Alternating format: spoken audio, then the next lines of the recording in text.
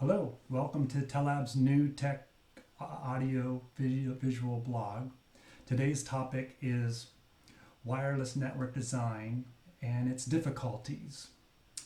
And what we know is that the office place is changing and digital transformation is coming at us like a tidal wave.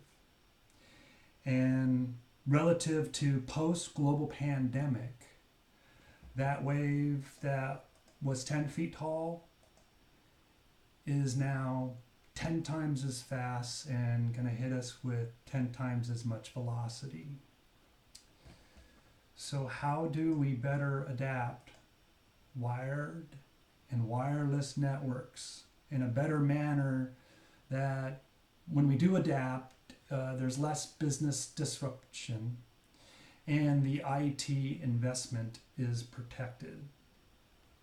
And relative to today's discussion, if you talk to the IT staff and you talk about wireless network design difficulties, what they struggle with is coverage dead spots and unstable connections and insufficient bandwidth, security gaps. They don't have the flexibility they want, and every time they have to do upgrades or new builds, it costs a lot of money, and it's very difficult for them to contribute to the sustainability efforts of the total company. So that's the problem statement.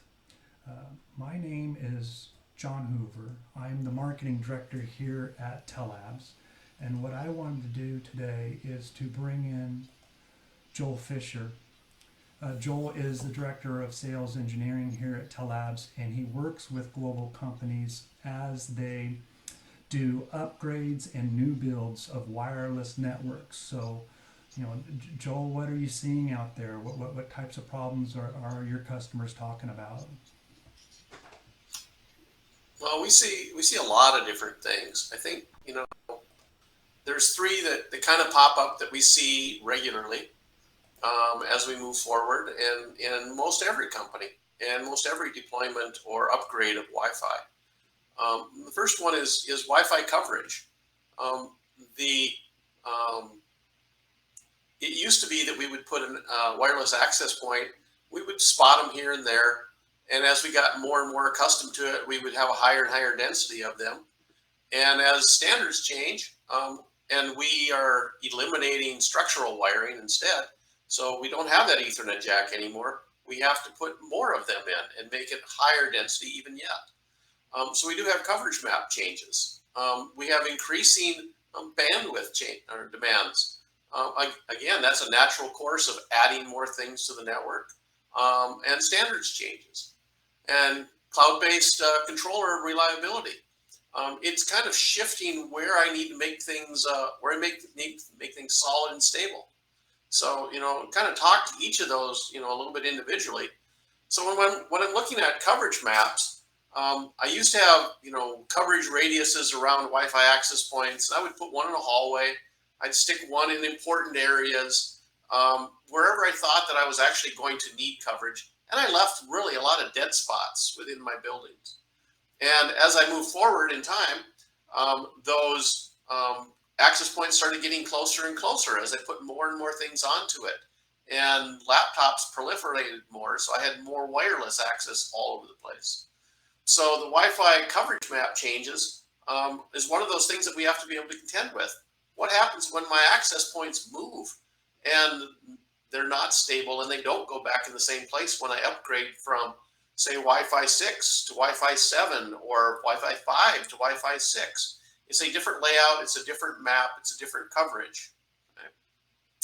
So the second one that we deal with a lot is we deal with this increasing bandwidth demand. Some of the demand that we've seen in the past has driven things like reuse of cabling, where to get more bandwidth, we simply use two cables to an access point. But that's really, and it used to be originally termed as as cable preservation. But we're going to grow beyond the capabilities of even that wiring, so that we're going to go to things like Wi-Fi 6 today. that many radios require 5 gig. And as we move towards Wi-Fi 7, we're going to move towards 25 gig per radio. So suddenly my bandwidth for the radios is going up. My real bandwidth usage on those radios is going up because I'm simply adding more and more things, and I'm eliminating more and more of the copper cabling within my environments. And one of the things that kind of comes with all of that is reliability. So now, not only have I moved everything, I'm at the same time pushing my control of that outside of the facility. Now you can still do localized controllers, but as we move to a cloud-based controller environment, you have to be able to have reliability in the network. It has to be up, right? A single lead going down in an office environment, hopefully it's been designed right so you can still switch to their access points, but a single outage can take down a Wi-Fi access point and take several people out of optimal coverage. So when we start thinking about there's a lot of issues that come with moving things to Wi-Fi. That sounds really tough, Joel. So I got to ask you, Tellabs FlexAir, and Tellabs FlexAir is this combination of passive optical LAN, the Wi-Fi access points, and an intelligent cloud-based controller. How does that help the IT staff and the customers? So it helps in several ways. One of the coverage map changes, as you move forward in that and relocating devices, you don't want to have to go back to your closet, wherever that may be, and that may be 200 feet away that I have an access point served out of. With optical LAN, we can change the layout of the infrastructure cabling so that I'm pushing my actual connection point for a wireless access point farther out into the field. So I'm able to move things. I'm able to open up 3 or 4 tiles versus an entire 20 tile run to be able to upgrade or change cabling or change an ONT or do whatever we need to. Basically being able to move things around as I'm changing equipment out. The other thing that we think about is the bandwidth. Again, as we move to bandwidth, we don't see a decrease coming ever, right? So as we move forward, we want to be able to move from 1 gig connections to 2.5s to 5 gig connections and beyond, right? So what optical LAN allows you to do is to, out of the same piece of fiber that I pulled out into the infrastructures, to be able to put different ONTs or the end device that my access point will plug into, and put different speed ports right out there at the access point.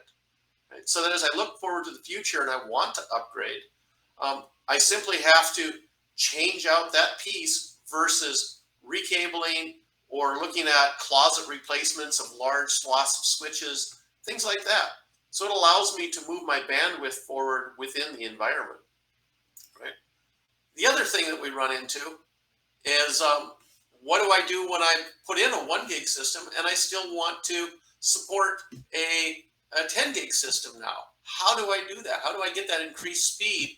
Did I put in the right fiber, or did I put in the right cable? In an optical LAN world, we're able to multiplex things so that I can provide a 10 gig service out over the same fiber that I was previously pointing a 1 gig service. And yet everything else on that same service, on that same piece of fiber, continues to run at 1 gig. So we call this a coexistence within the PON environment, where I can run 2 different speeds of network on the fiber at the same time. Some servicing, say, a high-speed Wi-Fi network, other ports servicing lower speed cameras or people counters or other things like that, right? So we can have differentiated service all in the same infrastructure. So optical LAN helps a lot with that environment, right? So the next thing that we look at is the cloud-based reliability. So as I go to the cloud, my network has to be solid and stable. I can't really start affording to have outages. So number one, my network has to be reliable. And that's one of the things that optical LAN has always brought forward is this reliability, right? And moving everything into a data center environment where I don't worry about the devices that are out in the field, and I don't worry about the equipment that's actually in my closets anymore because it's secured and it's secured by the system. And I don't have to have this whole idea of multiple things that have to run in a network.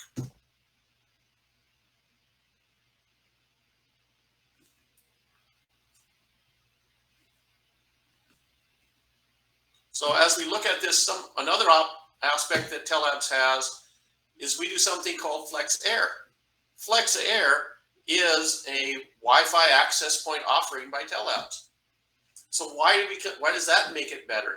Because it eliminates a lot of that finger pointing that happens when we are running in a multi-vendor environment. Right? So that if I have an outage, I can call and I can call for support, and it's always the same people that I'm calling. I'm not calling the network provider who then points at the controller provider who then points at the access point provider. So it provides a much simpler, easier way to take care of my network and to manage my network as I go forward. Thank you, Joel. That was great. I appreciate you going through that with such great detail. And with that, I'm going to go ahead and close out this edition of the Tellabs New Tech. And if you all want to learn more, you can go to the Tellabs website, and there is a wireless solutions page, and you can get information there. And then I also encourage you to connect with us on social media platform of your choice. And with that, I wish you all have a good day and a good rest of your week.